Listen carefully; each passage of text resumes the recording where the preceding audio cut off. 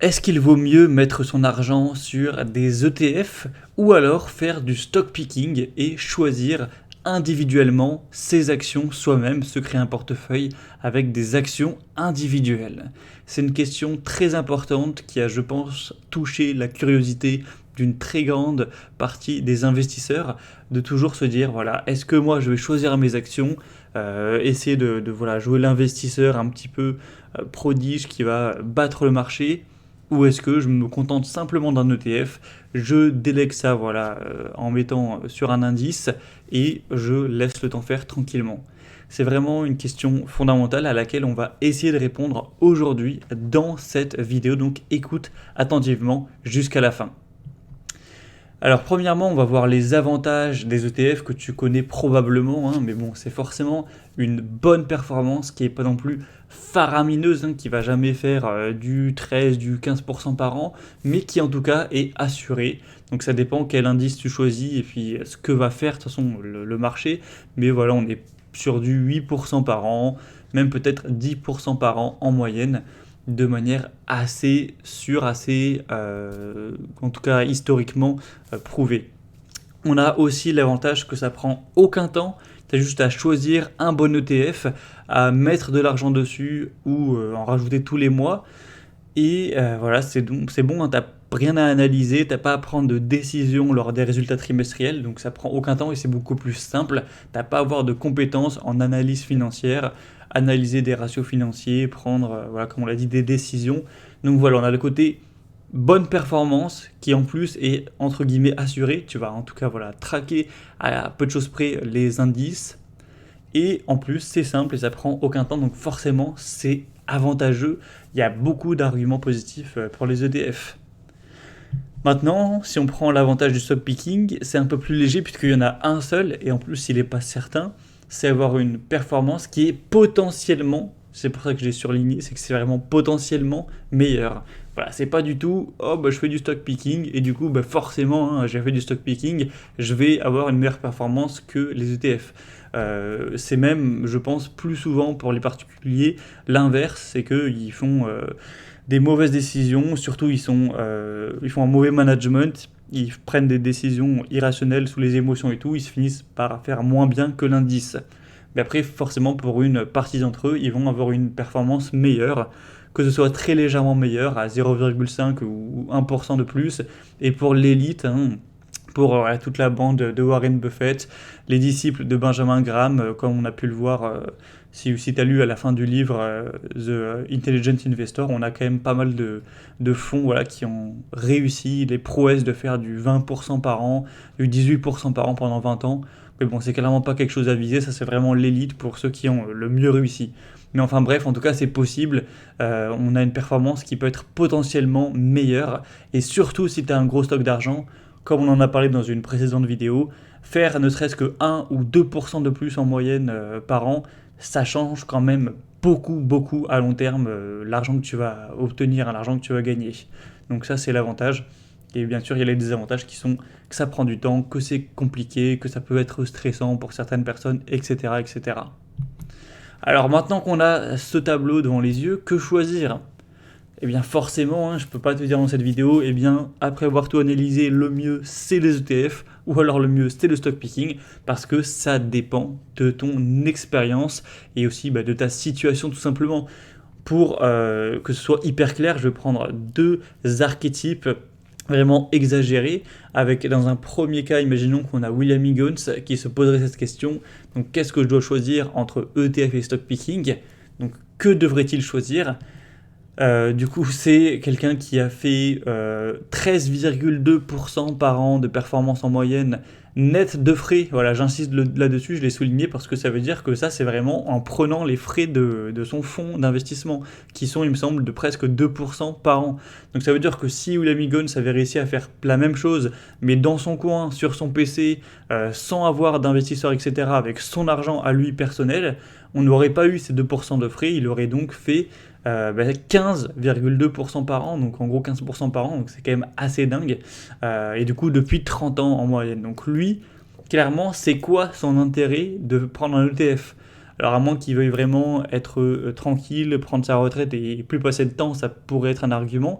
Mais en tout cas, quand tu es capable depuis 30 ans de faire 15% par an et 13% par an net de frais, alors que les ETF ils vont te permettre de faire 8, 9, 10, allez maximum peut-être 11, eh bien ce serait dommage de choisir un ETF. Donc forcément, si tu es William Higgins, que tu as les mêmes performances, la même expérience, les mêmes compétences, ce serait très bête de faire de l'ETF, tu perdrais beaucoup d'argent.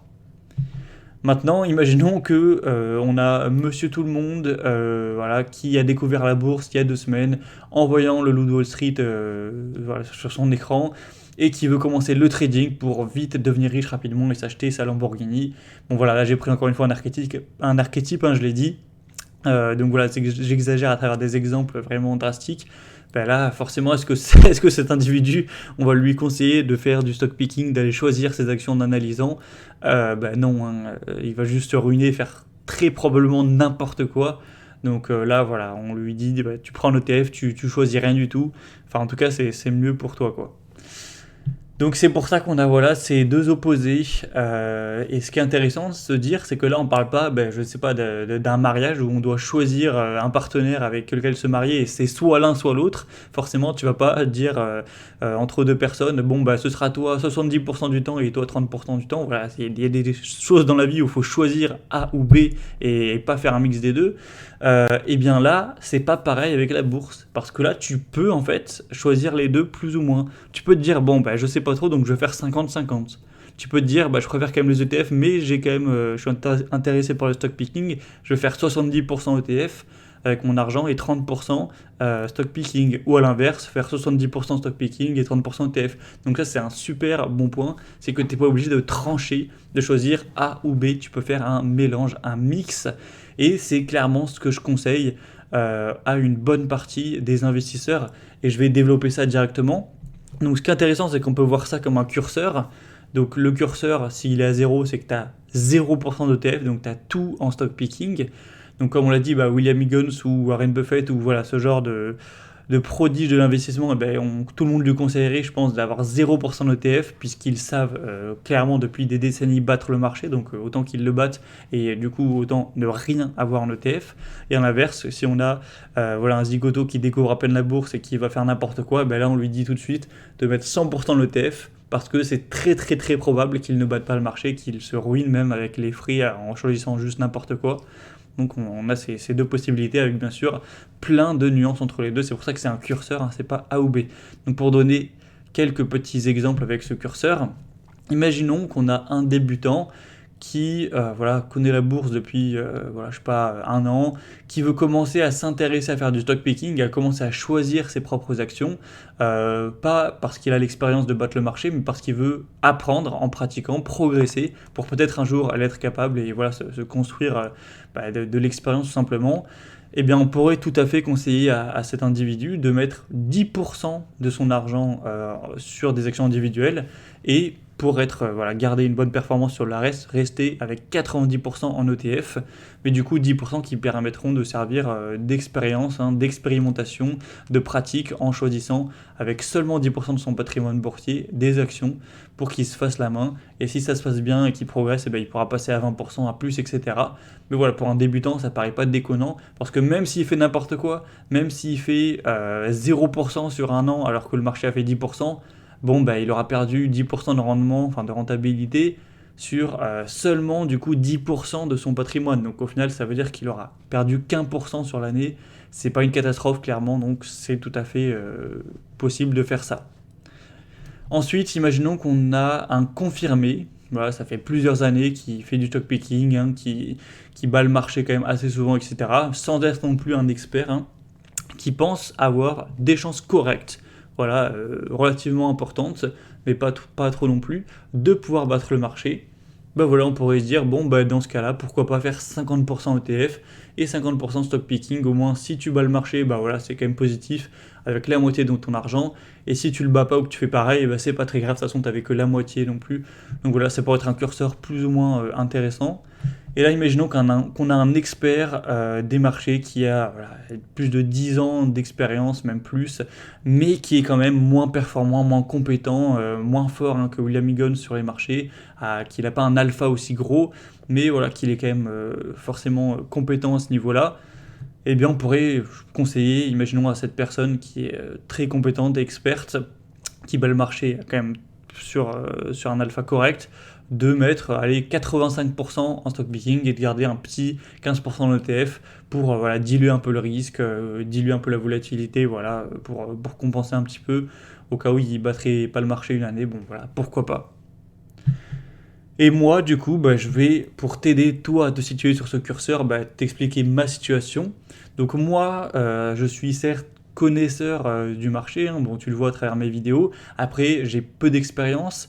Ça fait pas non plus 3 semaines hein, que j'ai découvert la bourse, mais bon, ça fait un peu moins de 5 ans actuellement que voilà, j'ai commencé à investir, etc. Donc ça reste léger comme expérience. Quand on voit qu'il y en a, ça fait 30 ans, bon voilà, 5 ans, c'est pas énorme. Et surtout, je veux apprendre en me confrontant au terrain, juste pas en lisant les bouquins et en théorisant, mais aussi en pratiquant, en prenant des décisions avec mon vrai argent pour vraiment que ce soit plus marquant. Et du coup, c'est pour ça que moi, je tiens à faire du stock picking, mais pas non plus à 100%, car je sais que voilà, j'ai pas une expérience assez longue pour être sûr à 100%, ou en tout cas à une très grande probabilité de battre le marché, comme pourrait l'être Warren Buffett ou William Higgins. Donc moi, j'ai décidé que ce qui était bien pour moi, c'est de garder 30%, 30-35% en ETF, et d'avoir 65-70% en stock picking. Donc au moins si je bats le marché, je serai content, c'est quand même la majorité de mon argent. Si je fais autant que le marché, bon bah c'est pas grave. Et si je fais un petit peu moins, bon bah je serai un peu déçu, mais j'aurai quand même 30% qui lui aura bien fait les performances du marché. Donc bon, ça reste ok. En tout cas, c'est un risque que moi je suis prêt à prendre puisque je veux progresser le plus possible. Et puis voilà, ça fait quand même 5 ans, voilà, c'est pas non plus, ça fait pas 6 mois que j'ai commencé la bourse. Donc je pense avoir un minimum d'expérience pour avoir quand même des probabilités correcte, on va dire, de pouvoir battre le marché. En tout cas, pour l'instant, ça se passe bien. Donc voilà, moi j'ai décidé de mettre 70% stock picking et 30% en ETF. Et peut-être que dans 5 ans, bah, ce sera 80%. Et peut-être que dans 10 ans, ce sera 90% ou plus. Hein, à voir en fonction de l'évolution de ce que je fais et de mon avis par rapport à ça. Donc maintenant, à toi de décider où t'en es. Forcément, si tu es débutant, que tu ne connais rien en analyse fondamentale, je te conseillerais de être 100% en ETF. Après, si tu es débutant mais que tu veux commencer à apprendre, que tu as commencé à voilà, apprendre les ratios fondamentaux, à analyser, etc., que ça fait quelques mois, voire un an, etc., pourquoi pas commencer à tester en réel le stock picking, donc avec 10% imaginons de ton portefeuille, voilà 15-20%, et plus tu avances en expérience, plus tu avances en compétences, et bien plus tu peux monter voilà, à mettre après 40%, la moitié éventuellement, un peu plus que la moitié si tu es prêt à prendre des risques et que tu veux voilà, vraiment développer ça. Et si tu es vraiment expert, que tu es très doué, que ça fait plus de 10 ans, 15 ans que tu as une grosse expérience, pourquoi pas mettre 80%, voire 100% directement voilà, en stock picking au bout d'un moment. Si tu as les compétences, c'est tout à fait faisable. Donc c'est vraiment un curseur à placer qui évolue au fil du temps. Et du coup, j'espère que cette vidéo pourra t'aider à répondre à où placer le curseur. Est-ce que tu as tout en ETF? Est-ce que tu n'as rien en ETF? Est-ce que tu as 50-50? Est-ce que tu as 30-70? Etc. Donc voilà, c'était tout pour cette vidéo, j'espère que ça aura été clair. Donc tu peux me dire en commentaire à toi combien tu es de pourcentage en ETF et en stock picking, que je sois, ça me permettra de voir dans l'audience qui est 100% ETF, qui a beaucoup plus en stock picking, qui est 50-50, etc. Moi je t'ai partagé comment je voyais les choses, après forcément c'est personnel, il n'y a pas de règles, mais partage-moi ça. Et si tu as apprécié la vidéo, évidemment tu peux l'aimer, et si tu découvres ma chaîne via cette vidéo, abonne-toi bien évidemment pour ne pas louper les prochaines. Allez, à très vite.